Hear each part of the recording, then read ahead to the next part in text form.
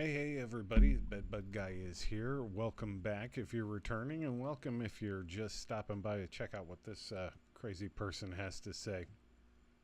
So I went ahead and watched the Zahi Hawass interview on Piers Morgan, because I thought, well, nothing else better to do with a headache. But let me see what he has to say. And I learned there was a couple special people on with him, which made it just that much more exciting. So I thought, since I roasted him on the Joe Rogan video, I'll give my thoughts on the Piers Morgan interview. So he comes in with the usual pleasantries. He starts getting into the pyramids, and he asks first off about how everybody took the Joe Rogan interview. And he explained what I would try to get through to people is he kind of expects people to know what he's talking about when he's answering these questions. And he assumes Joe knew a whole lot more than he actually did. Which, it's just like I said, Dr. Hawass is Dr. Hawass. This is the way he is, and it comes out throughout this. I'll point out a few things. Now you may be wondering, hey, Bedbug Guy, why don't you just play this video and then stop it and comment it on like these other big channels do? Well, the answer is I have no clue how that's done. If anybody would like to explain it to me, that would be great. Remember, I'm old. So I'll just give my thoughts on what was on the video. Maybe one day I'll figure that out, and then I can have a whole lot more fun. So Piers gets into the workers on the pyramid.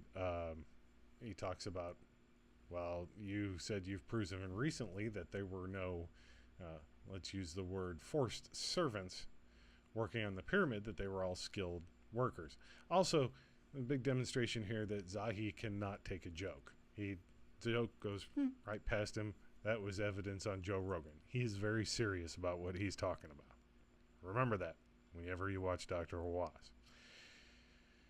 So, Dr. Hawass, they get into this over numbers, the sheer size of the pyramid. They said, man, it would have taken 100,000 workers. He says it's only 10. Nobody knows the exact number for sure. And then he says, Zahi points out something that I like to point out often, is he said that number comes from Herodotus, when the Greeks came over long afterwards, and he's just going by what people told him, and sometimes the Greeks didn't exactly write things down correctly when they got back. It's really weird. They can't really rely on the Greeks a whole lot as far as Egyptian history, even though they went by and took a tour while it was still ancient Egypt. Okay. But Piers can't wrap his mind around that it's just 10,000 workers. Okay. Let's remember that everybody now is looking at this through the lens of modern laziness. And people do not do this stuff anymore, okay?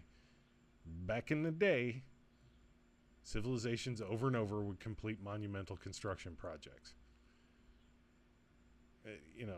It's just how it is. So you can't go look and say, well, it must have taken more people. It might have.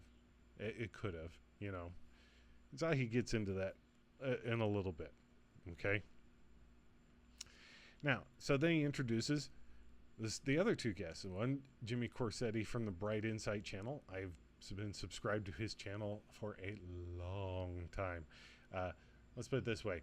I've been subscribed to him since he was really young and had to make videos on a regular basis. And now he's so big that he doesn't need to, but it was back in the day. I love Bright Insight. I love the fact that he asks very good questions, and he is genuinely curious, and his curiosity fascinates me. Don't always agree with his conclusions, but you know what? I'm a firm believer. I don't have to believe all of the conclusions. We don't have to agree on everything. If we disagree and hash it out, we might solve a mystery instead of calling each other names. But on the other hand, Jimmy comes up with some really good ideas, and that's why I like the Bright Insight. The other one was Dan Richards from the History Dedunking channel. I know who he is. I've seen some of his videos, but I'm not a regular viewer. It's nothing against him or what he covers. It's just, just like with me. Some of you will like watching me and find me entertaining, and the other 8 billion won't. It's just the way it is.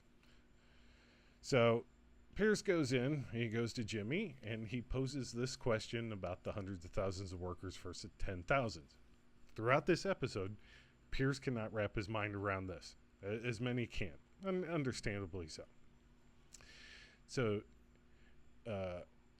Jimmy immediately goes after Zahi about the scam pyramids and whether or not they're going to go into these chambers. Have they ever been in these chambers? Why haven't they just drilled a little hole to see inside the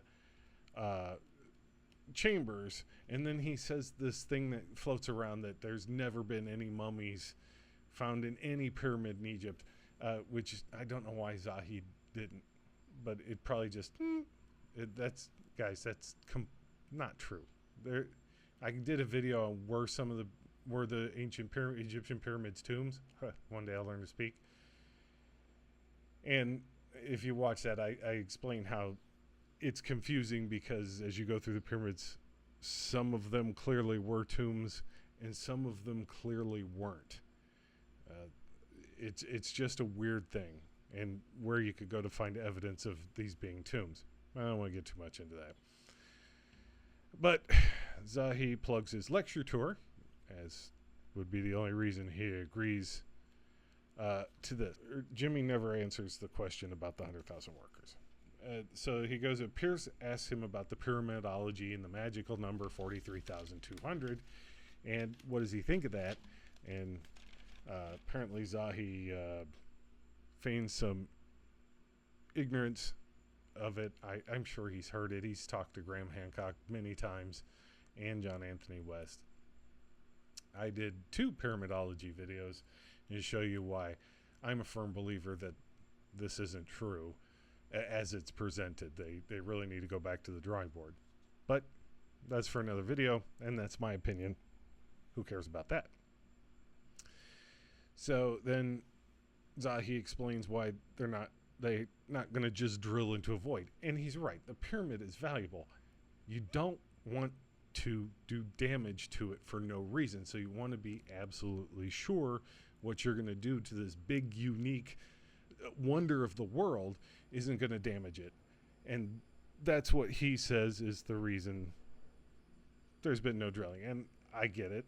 I appreciate that. I mean, hey, if I had a antique $1 million gold and handmade desk and couldn't get the door open, but they think there's more gold in there, I wouldn't want them to drill the lock without being absolutely damn sure there was something in there that was worth more than or it was worth the risk. You know what I'm saying?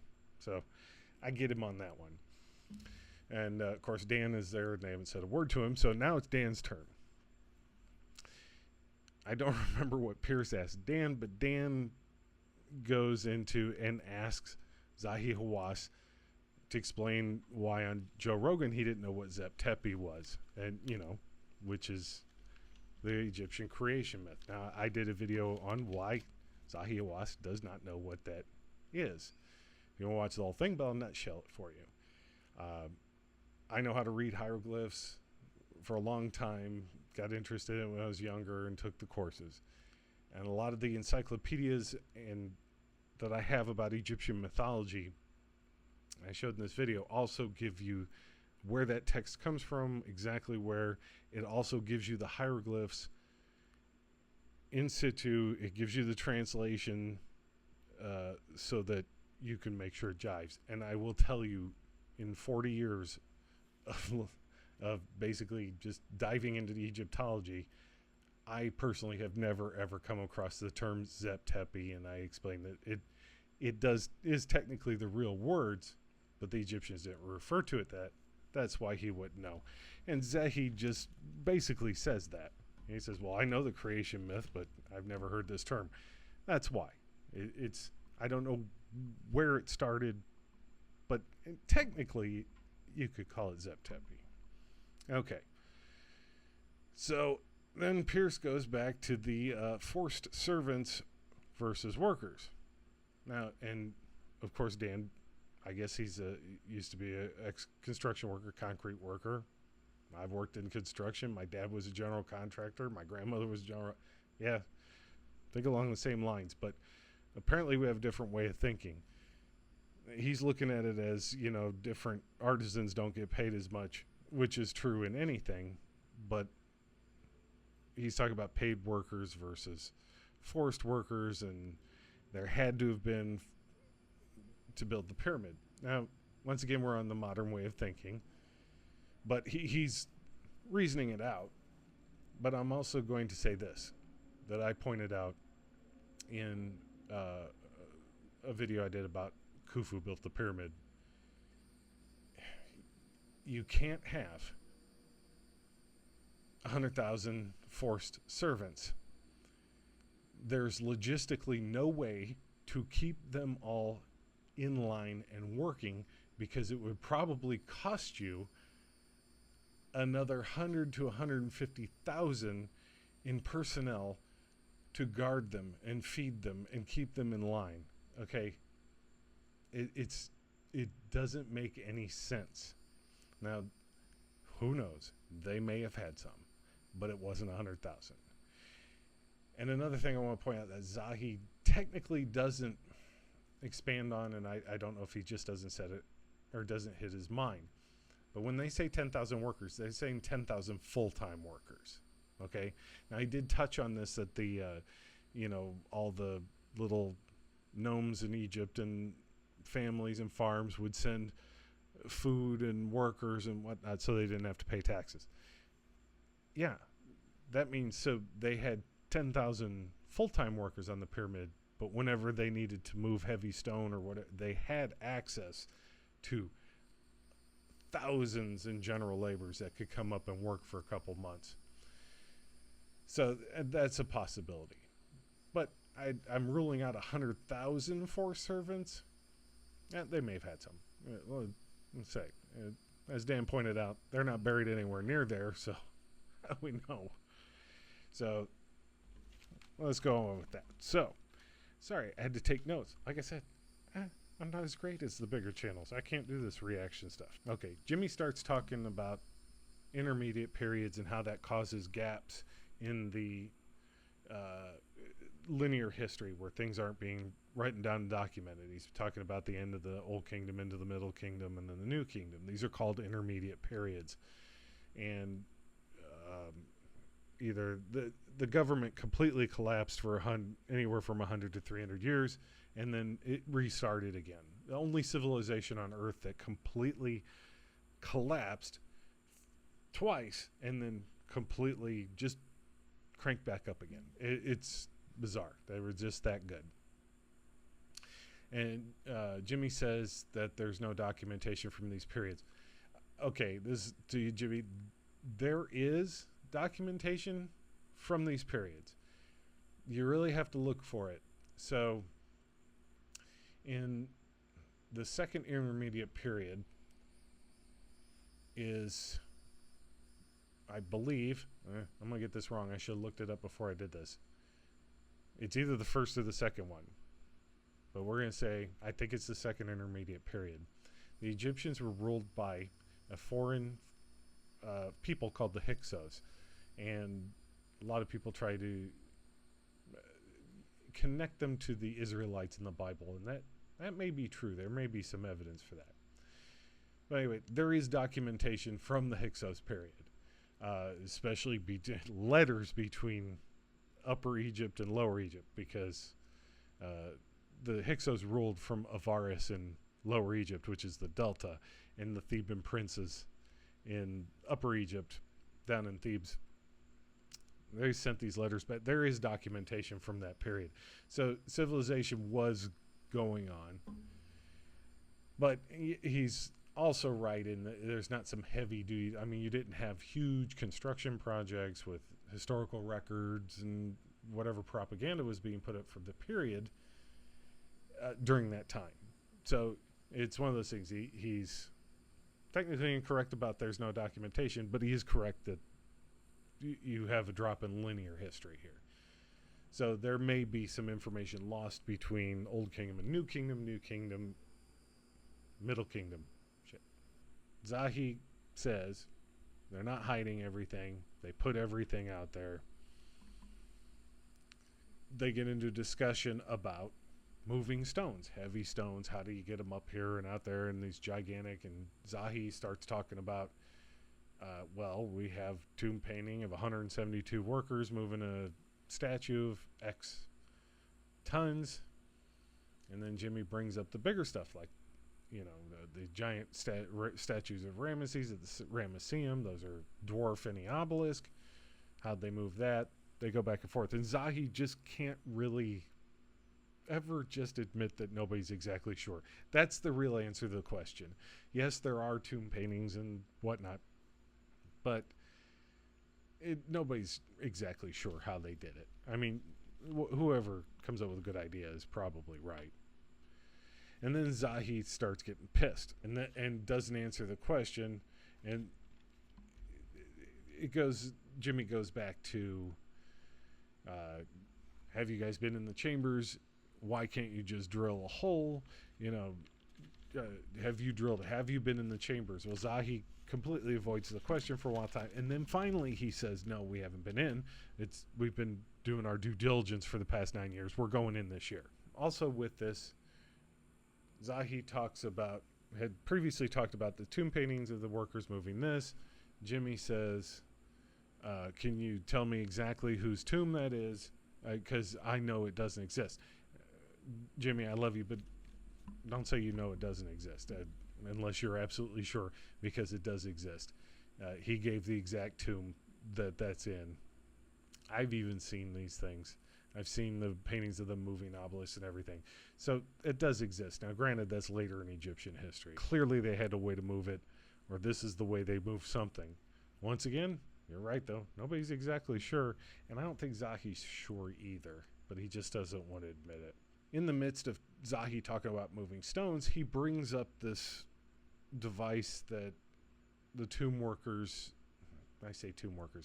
excavation workers that he works with can lift 60,000-ton lids and whatnot, and it's just a mechanical advantage. And he had mentioned that on Joe Rogan. If you go to my community page, I show the National Geographic video that shows this device he's talking about. And they lift this giant sarcophagus lid like it's almost. They let Dan talk, and he has questions about the precision of the pyramid, about the squaring and alignments and things like that. And being a former construction worker, he's on that modern way of thinking. Well, you can't get that accurate without laser levels and plumb bobs and all this, and how certain construction projects throughout history weren't even that. Even in the modern age, weren't that precise. So here's the thing, and this is all I'll say to Dan. You get out of the modern era. You have to remember that the Egyptians, especially the Great Pyramid, was not the first nor the last fairly precise monument that has been built throughout history. Other cultures did this. I will point you in a direction. If you look up the stretching of the cord ceremony, it's documented more than once in how they laid out their monuments. They took that rope between two poles, and I know you say it will sag, and it might, but if you're pulling it tight, it's straight. They had a way of doing it. They weren't using laser levels. You can also use the sun and a straight pole too. I mean, they had plumb bobs and levelers and even carpenter squares, as it turns out. So they were very precise people. If you don't think that's close enough, that's up to you. I think Dan thinks there's something more to it, or he's just kind of on that, this is how we do it now, and get really precise. Well, how were they able to do that 4,500 years ago? And I get it, but they were able to do it. You can do it in primitive ways, especially if you really, really have a vested interest in this building being built perfectly. Jimmy goes after Zahi just a little bit more. And then he just says that the construction of the Great Pyramid exceeds the capabilities of Old Kingdom Egypt. I don't answer that because I don't see it that way. And like I said, we could disagree. They obviously could do it. It doesn't exceed their capabilities to do this. It really doesn't. Just because we don't know how they got that granite, we're not exactly sure how they got it up there, doesn't mean they didn't do it, because they did. Maybe they got a piece of technology that we just haven't figured out. Remember, every problem has a solution, but not every solution is exactly the same or even looks the same.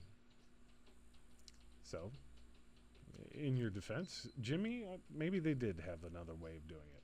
I don't think it points to aliens or anything. Knowledge from a previous civilization? Possibly. But the Egyptians have been there for a long time. And just remember, the dynastic Egypt that we're all familiar with is just the recent part. That pre-dynastic and prehistory goes back a long way in the Nile Valley. So that's it. Zahi got all pissed off. I think this would have been better if maybe it was just Zahi and Jimmy for an hour, or Zahi and Dan for an hour, or Zahi and Piers for an hour. I think having another person in there wasn't really good. Now, being on that limited time, I know Jimmy really wanted to talk to him, and there just wasn't enough time, and that's why he was trying to get it in there. That's what I think.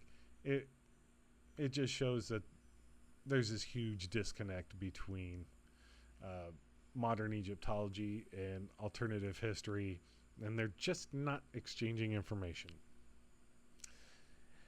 Well, let me know in the comments if you want me to suffer through watching something else. Oh God, please let me know. I need something to do. Other than that, if you aren't subscribed, please subscribe. Give me a like, give me a comment, give me some hate in the comments. I love engagement. Other than that, I'll see you guys next time. Thanks. Bye.